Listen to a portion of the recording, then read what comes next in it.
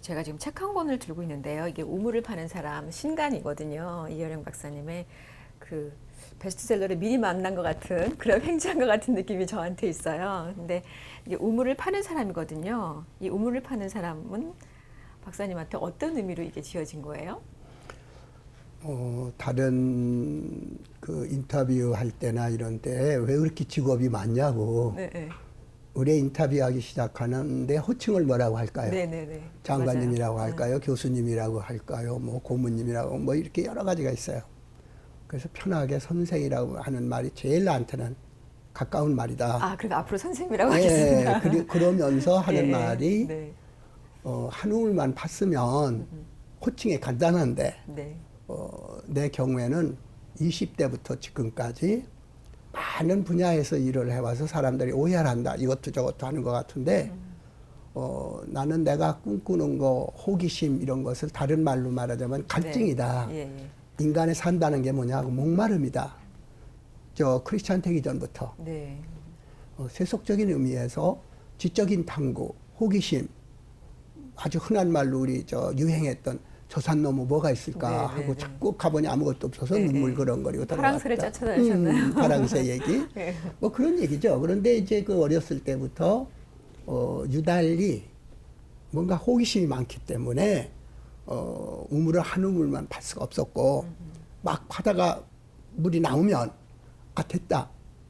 딴 데서는 건 물이 안 나올까? 이제 딴 데 파는 거죠. 네, 보통 네. 우물을 파는 것은 갈증을 없애기 위해서 그렇죠. 우물을 파서 거기에 물을 마시는 건데 나는 우물 파는 그 자체가 나의 삶이라고 생각했고 물을 마시고 나면 뭐 할 거예요, 그 다음에?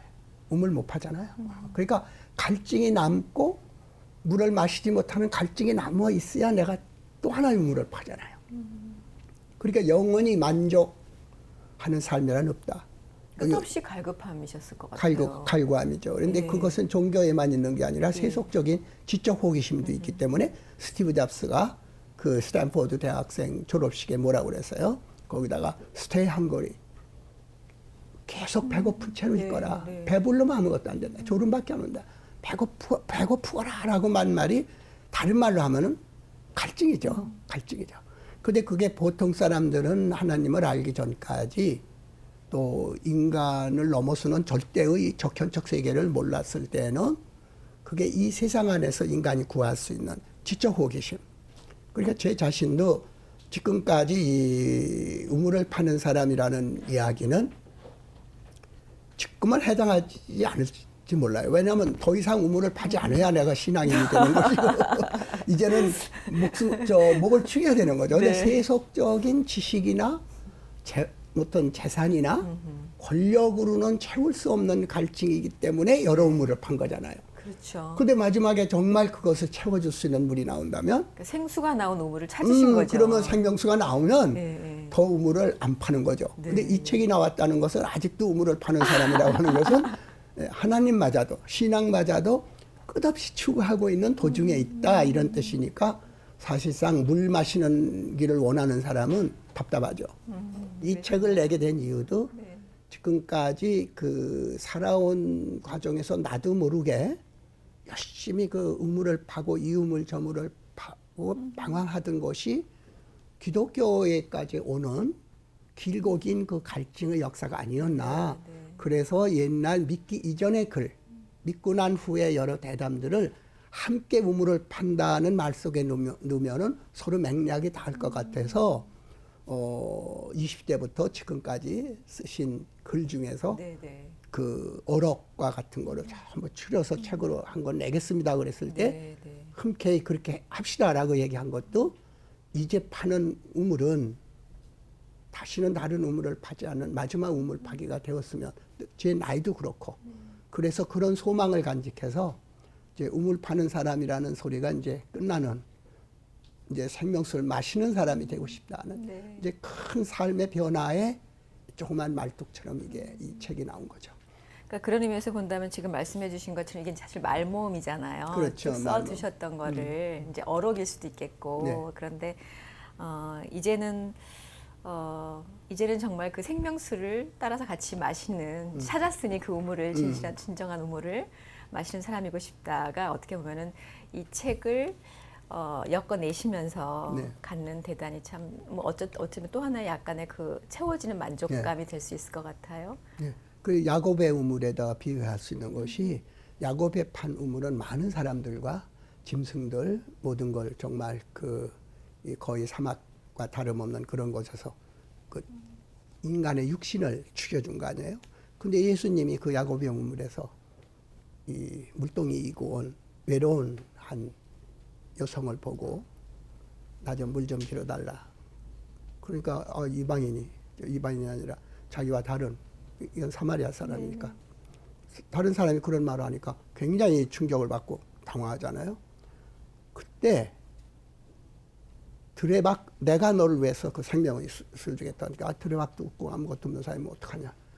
내가 너에게 주는 물은 이런 물이 아니라 한 번 마시면 영원히 갈증이 없어지는 그런 물이라 하면서 그 사람의 남편이 미치라는 거 이런 걸 전부 얘기하잖아요. 네. 그러니까 이 우물을 파는 사람은 저는 그런 뜻으로 해석 안 했는데 믿고 나서 성경을 읽고 나니까 내가 이런 소리 하고 다닌 게 여기 바로 이런 물이구나. 믿기도 전에. 믿기 전에 이런 말 한 게 예. 이런 말로 오는구나. 그러니까 지금까지 내가 어느 때는 막 그 기독교에 대한 거 반박도 하고 그런 글도 쓰고 그랬던 게 사실은 네.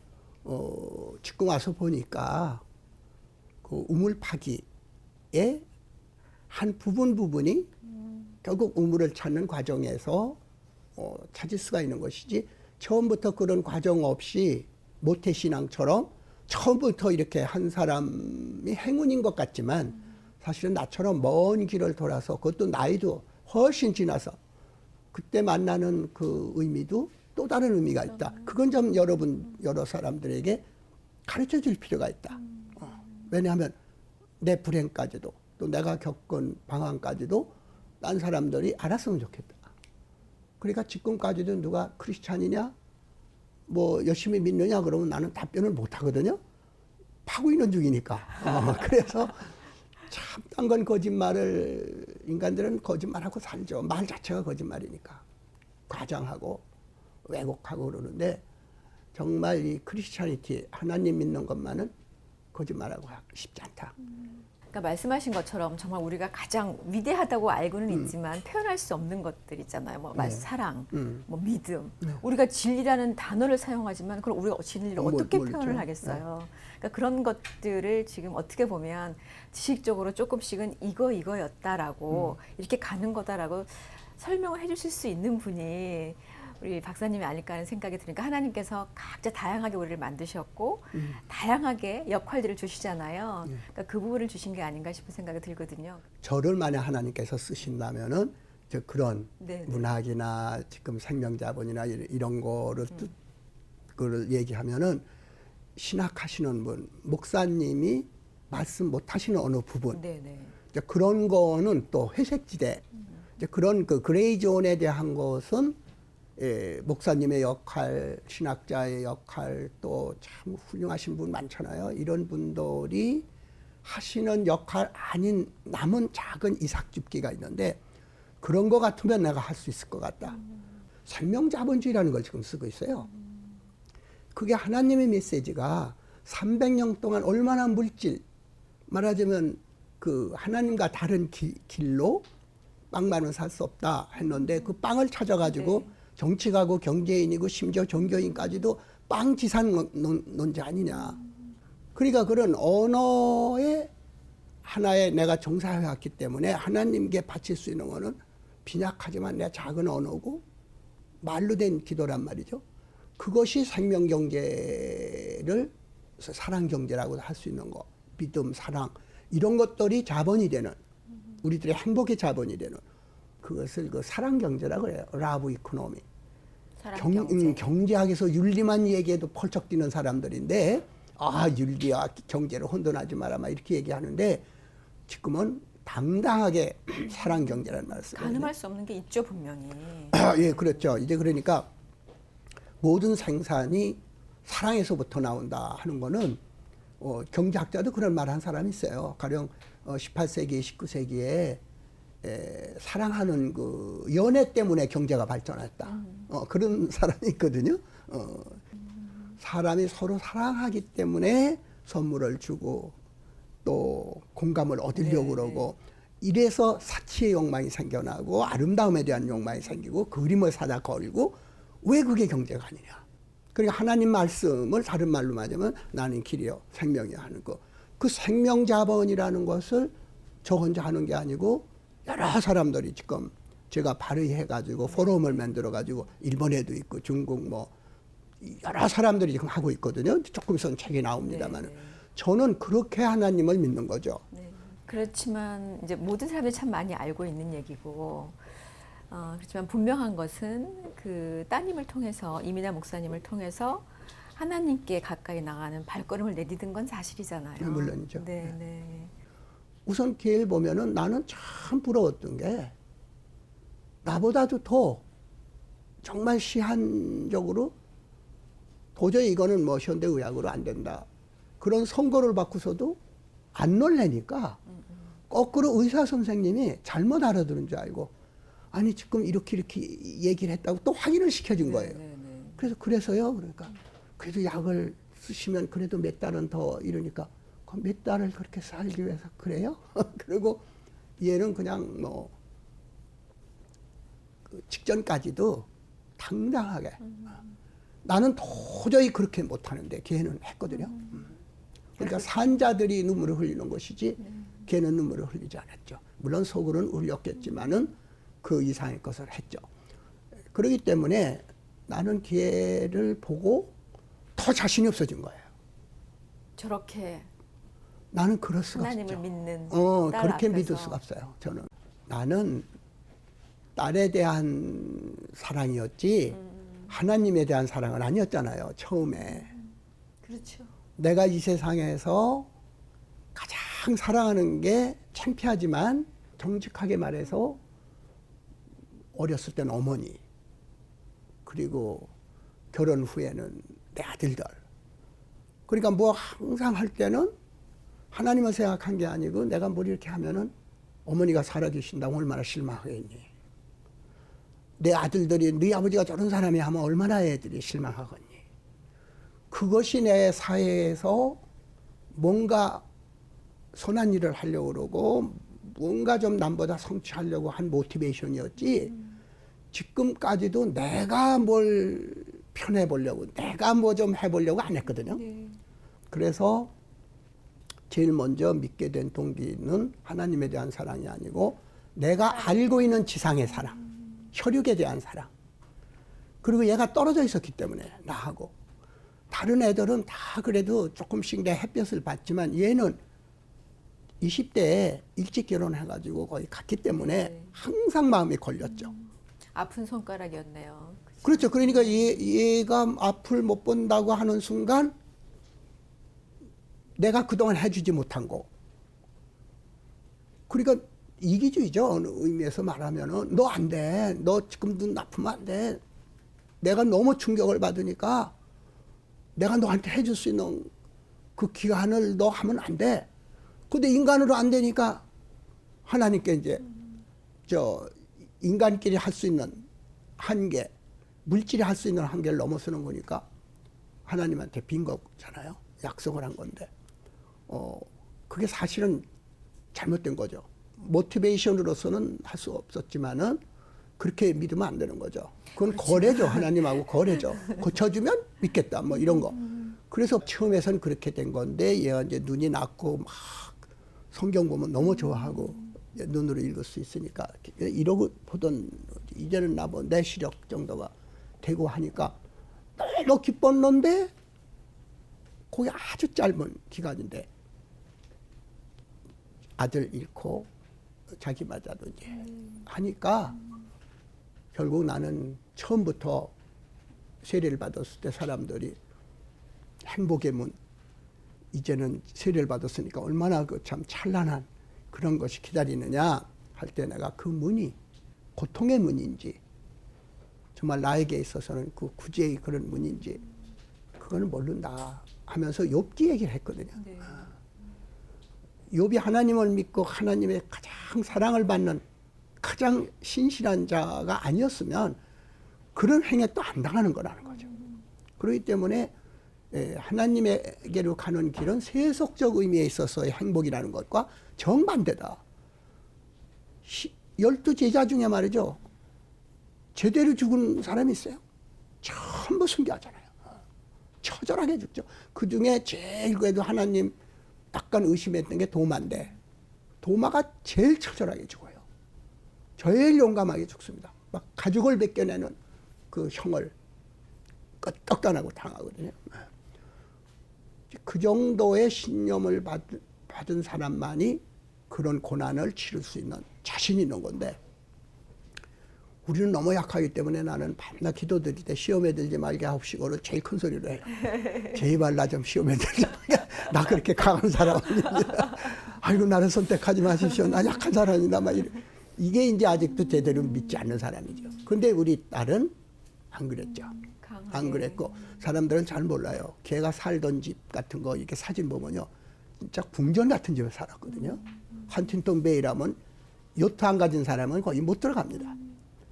그런 거를 버리고 그런 현상에서 나서면서 그 변호사를 하더라도 뭐 우리나라도 인권 변호사 있지만 얘는 이제 그 소년 범죄를 다뤘기 때문에 걔들 어머니가 되니까 얘들을 재판하고 꺼내주잖아요. 그 변호사는 그 수임료 받아가지고 돈 받으면 그만인 거죠. 사실 비즈니스니까 프로니까.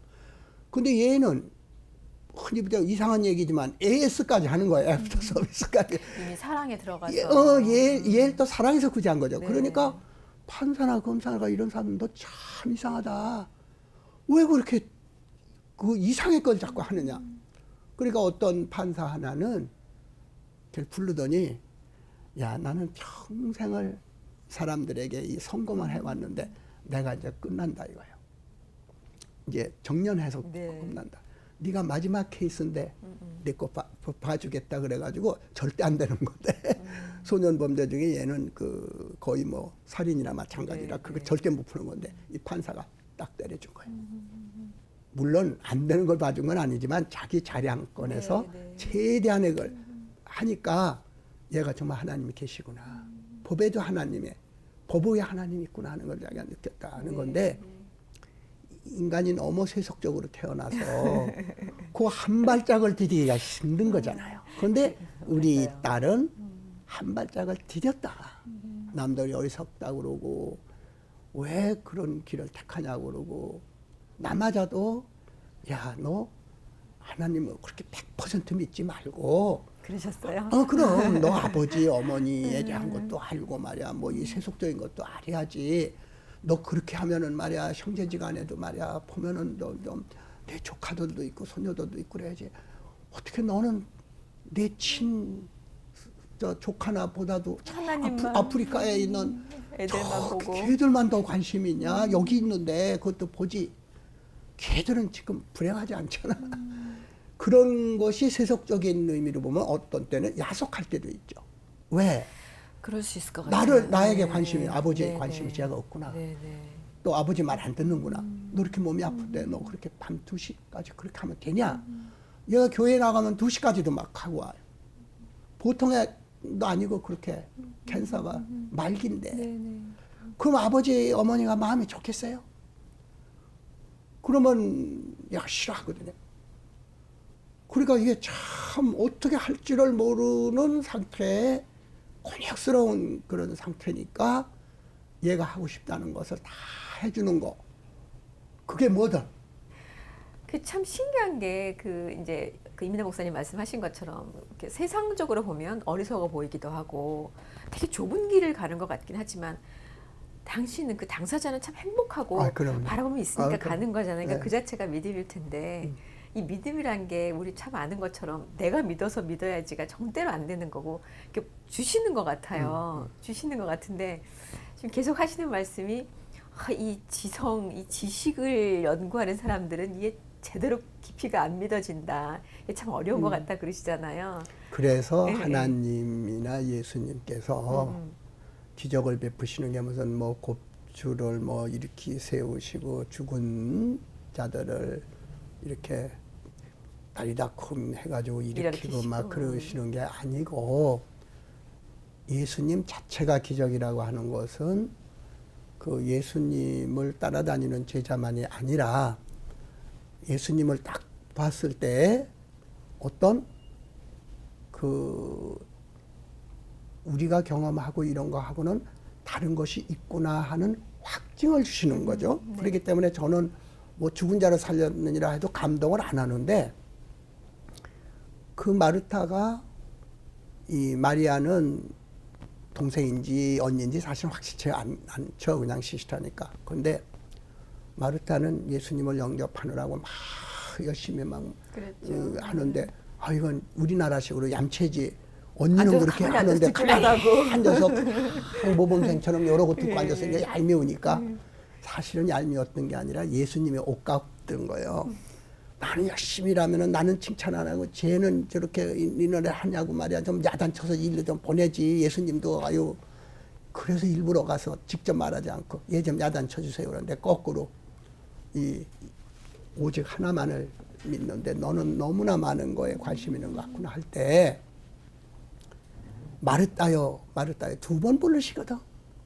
얼마나 정겨워요. 막 그 인간이잖아요. 건데, 인간이잖아요. 사실. 난 이렇게 애쓰는데 네. 얘 찾으세요. 그랬을 때 참 귀여우면서도 너 철없구나. 얘는 이게 전부야 지금. 이거 뺏으면 얘기 아무것도 없어. 너는 이걸 뺏어도 있어. 여러 가지. 그 믿는 태도에서 두 사람은 넌 나한테 잘해주지만 얘는 내 말이 전부인 거야. 생명인 거야. 나도 네가 차려주는 음식보다도 얘처럼 내 말을 받아먹는 이게 나는 소중한 거야. 이제 그 얘기인데 마르다의 수고도 아니까 마르다요 두 번 부르시잖아요. 참 가슴이 찡하고 이런 게 기적이라는 거죠. 하나님이 여러만 한 게 아니고 마르다요 이 존재를 인정해 준 거예요. 그러면 그거는 하나님의 나라에 내 이름을 대면 모든 게 그대로 통하리라. 비유를 쓰지 않아도 다 통하리라 한 것이 이미 패스된 거거든요. 그래서 사람들은 내가 농담하는 줄 아는데 정말 하나님이 말이죠. 예수님이 네. 내가 글 쓰고 있고 막 아파할 때 한마디만 내 이름을 불러주시면 어려가. 뭐 큰 소리도 필요 없어요. 어디 은은하게 착각처럼 아무개야 이렇게 불러만 주시면 끝나는데 왜 이걸 안 해주시냐 이거. 마지막에 한꺼풀 있거든요.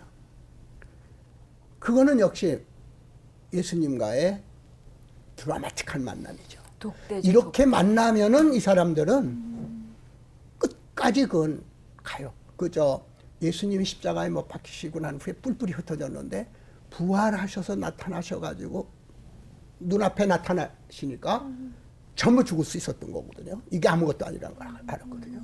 그전에는 그렇게 순교 안 하고 유다처럼 팔진 않았지만 그 비슷한 사람들이죠.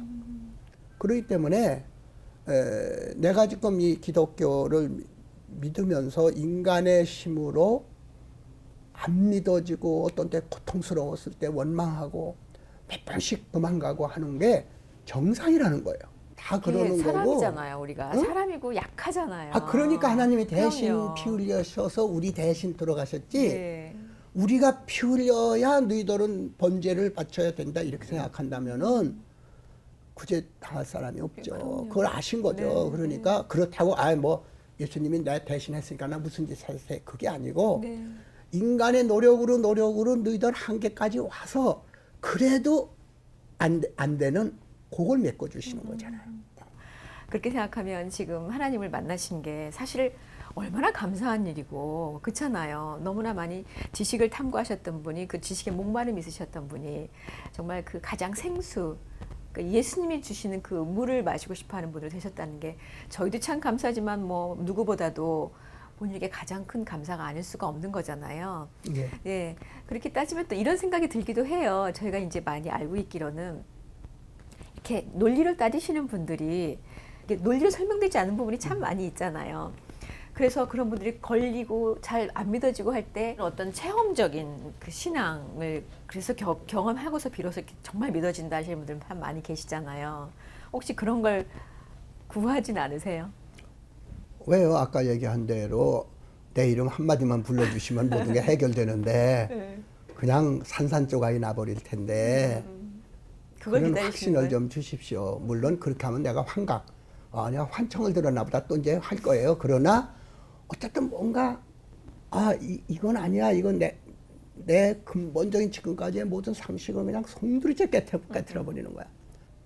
저는 그런 체험은 안 했지만 내 자신이 가령 그 세례받던 날 네. 일본에서 아무 데다 이런 얘기는 안 썼어요. 그저 오해받을까 근데 그날 밤 3시 4시까지 저 뭘 했거든요. 집에 들어와서 그 호텔에 들어와서 네, 네. 그 다음 날 가서 그것도 일본 말로 일본 교회 가서 강연해. 그걸 한 2시간 가까이 했거든요. 근데 육체적으로 보면 일본에 여행을 해서 나는 호텔에 들어가면은 그냥 심장이 막 뛰고 그래서 외국에서 잠을 못 자요. 그러면. 네, 네. 그 다음날 아무것도 못 하거든요. 근데 그때는 여러 사람이 봤지만 뭐 쌩쌩하게 그냥 잠도 안 잤는데 한숨 자지도 않았는데 전혀 피곤하지 않게 했거든요. 네. 그런 체험 정도죠. 기분이 좋아서 그런가? 왜 이렇게 됐나? 뭐이 정도인데, 자꾸 외국에서 나는 잠을 못 자면은 네, 그 다음날 네, 아무것도 네. 못 네, 하는데 네. 2시간씩 막 가서 강연하고 뭐 이제 이런 것이 있는데, 다만 저는 다른 사람하고 조금 다른 게, 하나님은 그렇게 막 믿고 뭐 거기서 성령이 오고 막 이러는 게 아니라, 내가 외로워서 그런지 가끔 마음속으로 하나님하고 대화를 해요. 그 대화가 무슨 뭐 나 어떻게 해주세요, 뭐 하나님 뭐 거룩하신 하나님 뭐 이런 게 아니고 꼭 무슨 우리 내가 좋아하는 사람 뭐 이런 존경하는 사람 이런 분한테 어리광 피우는 거 있잖아요. 네, 네. 그럼 내가 어린애가 돼가지고 한 5-6살, 7살처럼 이노선트한 상태에 들어가면은 꼭 어린애처럼 하나님에게 어리광을 피우고 싶은 거예요. 네. 가령 예를 들면 바둑 둘 줄 아세요? 한 판 드실래요? 막 이런 식으로 아주 그 무구한 어린애들이 할아버지 수영구 들르는 거. 아버지한테 아이들이 하듯이. 아버지보다도 할아버지 왜 가끔. 가서 막 꼬들르고 예, 막 철없는 짓 하잖아요. 네, 그러면 네. 할아버지가 아무리 권위 있던 할아버지도 이 이뻐, 녀석 네, 해가지고 맞아요. 나는 그런 걸 바라거든요. 무슨 막 위대한 하나님이고 내가 뭐 거기 가가지고 뭐 하고 하나님 오른쪽에 뭐 천사들 있는 데 가서 이런 게 아니라 안 끼면 철없이 막 울면은 입장이 거북하셔가지고 그래도 귀여워가지고 이렇게 툭툭 치시는 하나님, 네. 무서운 하나님이 아니고 포근한. 포근하고 그렇게 못 해봐서 아마 내가 어머니를 일찍 잃어서 그런 건지 모르는데 그런 하나님이에요. 뭐 많은 걸 줍시사하고 하는 것도 아니고 나를 행복하게 해달라, 내 영혼이 혼미하니 좀 이걸 좀 해달라 이런 것이 아니고 나랑 놀아주시는 하나님, 그리고 역성 들어주시는 하나님. 네. 정말 하나님이 역성 들어주시면 막 엉엉 울 것 같아요. 예, 너 그동안 어떻게 살았니? 혼자서 외롭게 어떻게 살았니? 한마디만 하면 막 눈물이 쏟아질 것 같아. 우리와 똑같이 아파하시고 역성 들어주시고 네. 이런 하나님을 생각할 때 눈물도 나오고 거룩하신 하나님에 대한 어떤 속죄 비슷한 것도 생기지, 그냥 위대하시기만 한 하나님은 너무 멀리 계셔서 몰라요. 그래서 우스운 얘기 같지만 아무도 역성 들어주지 않는데 역성 들어주시는 하나님이 계시면 좋겠다. 그 생각이죠. 박사님께서 그런 하나님을 원하시는데 그 말씀 듣는 제가 눈물이 빙빙 도는 게 아마 어떻게 보면 저희가 알고 있는 이효령 박사님 하면 항상 당당하시고 본인의 것들을 추구해 나가셨고 그리고 그것들을 결국은 어느 정도 다 이루어내셨고 그리고 단아하시고 그러신데 저희는 박사님 외로울 거라 생각은 참 못하거든요. 일반적으로. 그런데 우리가 잘 알지 못했던 인간 이효령을 봤을 때의 가장 약한 부분, 외로움도 있고 누구한테 기대보고 싶기도 하고 약간의 어리광도 부려보고 싶은 그 가장 나의 약하고 세심한 면을 만져주시는 그분을 바라시는 거잖아요. 네. 그러니까 하나님을 믿으시는 분인 거죠. 나의 약한 거를 정말 이분한테는 기대고 싶고 내놓고 싶다. 그런 하나님을 그러니까 바라시는 거죠. 당당한 채 하고 남한테 네. 눈물 안 보이려고 하고 똑똑한 사람처럼 행세해야 되고 그렇게 평생을 살아오는 것이 진짜면 모르겠지만 그렇게 써서 꾸민 거잖아요. 네. 그러니까 누가 역성 하나 들어주고 그런데 이 숨겨졌던 걸 이렇게 해주면 와락 무너지는 거잖아요. 네, 네, 네. 이 와락 무너지는 거 그걸 나는 자기 해체라고 보는데 이렇게 무너뜨려 주실 수 있는 분이 인간은 없어요. 네. 그런 사람 오면 난 더 강한 체 하고 더 약점 안 보이려고 그러고 더 무장을 하고 막 이러는데 하나님만이 인간이 재능도 없고 뭐 힘도 없는 게 잘난 척하고 자기가 막 그냥 뭐 힘 있는 척하고 막 이러는 거를 아시는 분은 하나님이잖아요. 네. 우리 애들 보면 애들 거짓말할 때 보면 다 보이는데. 많이 보이는데 열심히 막 거짓말하는 거 보면은 밉다기보다도 치근하고 네. 어느 의미에서는 귀엽잖아요. 네. 아이고 저것도 거짓말이라고 저렇게 제 딴에는 완벽하게 뭐 속인다고 저러는구나 다 듣길 거 알면서 이제 그러기 때문에 저는 어렸을 때도 이 굉장히 남한테 치기 싫어하고 또 우리 동네들하고 잘 사회성이 없어서 어울리지 않고 그래서 더군다나 나는 딴 애보다 나이가 어렸어요. 학교 들어간 나이가 어려서 한 살 아래예요. 얘들 지금 동창들은 나보다 한 살 위에요. 네. 그러기 때문에 내가 잘못하면 얘들한테 맨날 꿀려 사는 거예요. 요즘 말하면 왕따 당하는 거예요. 그래서 나는 이렇게 책 같은 거 저 신문 보다가 왕따 당해서 이렇게 자살하는 애들 보면은 마지막에 호소할 게 없잖아요. 부모도 있고 친구도 많아도 선생도 있어도 누구 하나 의지하지 못하고 그 죽은 애들 보면 말이야 너무 가슴이 아픈데 내가 어렸을 때에 걔들처럼 될 뻔했죠. 100% 왕따가 될 수 있는 가능성을 가지고 있었는데 그러지 않으려고 나보다 아무리 힘이 센 애라도 싸움하면은 꽉 붙잡고 뭐 끝까지 이 녀석 그냥 막 덤벼드니까 애들이 건드리지 못하잖아요. 그런데 그렇게 강한 채 하는데 이렇게 집에 오다가 막 흙 묻고 막 찢어지고 그때도 씩씩하고 오는데 누가 모르는 사람이라도 야, 이 녀석도 누가 얘 이렇게 해놨어? 뭐 이러면은 그때는 막 속수무책으로 그렇죠. 무너지는 울잖아요. 거죠. 네, 어렸을 때. 네. 하나님이 늘 일상적 하나님, 내 곁에 있는 하나님, 어리광 키울 수 있는 하나님만이 아닌 정말 최후의 심판자로서의 의로운 하나님, 가치를 따지시는 하나님 앞에 섰을 때 한없는 어리광 부리는 어린아이가 아니라 한없는 죄인으로 죄 지은 자로 심판을 받는 그 앞에 섰을 때의 나하고 지금 하나님을 무섭지도 않고 어리광 피울 수 있는 하나님하고 이 두 개의 하나님의 임하고 하나님 말이죠. 그 속에 있는 내가 항상 지금도 갈등을 하고 이 크리스찬의 길이 참 어렵다 하는 것이 인간의 정의라는 거와 또 다른 하나님의 엄격한 심판을 동반하는 엄격한 하나님의 그 율법 질서가 있다. 구약의 신. 예수님은 잘 알겠는데 또 그래서 오신 건데 그 이전에 그 무서운 하나님 정말 우리 같으면 초계 머리할 만도 못한 그 앞에서는 그런 하나님 앞에서 나의 초라함이나 나의 이 티끌 같은 내 존재 이런 것들이 그래서 제가 그러잖아요. 어떤 사람 구약 안 읽는 사람이 있는지 아니다. 구약을 읽어야 예수님을 안다.